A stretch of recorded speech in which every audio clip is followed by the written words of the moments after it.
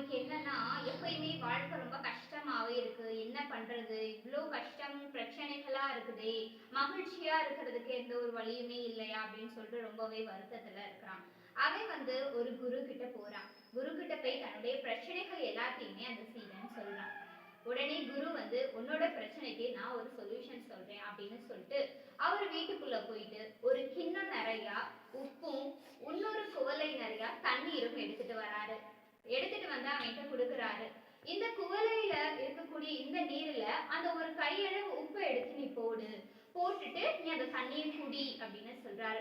இவனுமே சரி குரு ஏதோ நல்லதுக்கு தான் சொல்லுவாருன்னு சொல்லிட்டு அதே மாதிரி கரைச்சி குடிக்கிறான். உடனே குரு கேக்குறாரு, இந்த தண்ணியோட சுவை எப்படி இருந்துச்சு அப்படின்னு சொல்லி கேக்குறாரு. உடனே அந்த சீடன் சொல்றான், ரொம்பவே உப்பா இருக்குது அப்படின்னு சொல்லிட்டு.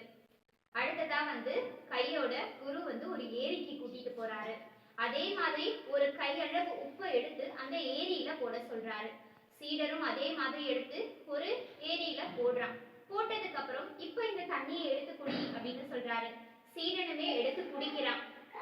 குடிச்சதுமே பாத்தீங்கன்னா அந்த தண்ணியில எந்தவித சுவை உனக்கு தெரியுது அப்படின்னு சொல்லி கேக்குறாரு குரு. இதுல வந்து ரொம்பவே சுவையா இருக்கு இந்த தண்ணி அப்படின்னு சொல்றான். இதுல உப்போட தன்மை உனக்கு தெரியுதான்னு கேக்குறாரு. சுத்தமாவே எனக்கு தெரியல அப்படின்னு அந்த சீடன் பதில் சொல்றான். உடனே அந்த குரு சொல்றாரு அந்த இடத்துல இருந்துட்டு, இதே மாதிரிதான் வாழ்க்கை. இந்த வாழ்க்கையில நிறைய துன்பங்கள் இருக்கும். இந்த துன்பங்கிறது அந்த உப்பு மாதிரி. நீ குவளையா இருக்கணுமா ஏரியா இருக்கணுமா நீ தான் முடிவு பண்ணிக்கணும். அதனால நீ குவளையா இருக்காத ஏரியா இரு அப்படின்னு சொல்லியிருக்காரு. இந்த கதையில இருந்து நானும் உங்களுக்கு அதான் சொல்ல வரேன். உப்புங்கிறது வந்து துன்பமா எடுத்துக்கிட்டு ஒரு குவளையில உள்ள நீரா இருக்காதீங்க, ஏரியா இருங்க அப்படிங்கறதான் சொல்றேன்.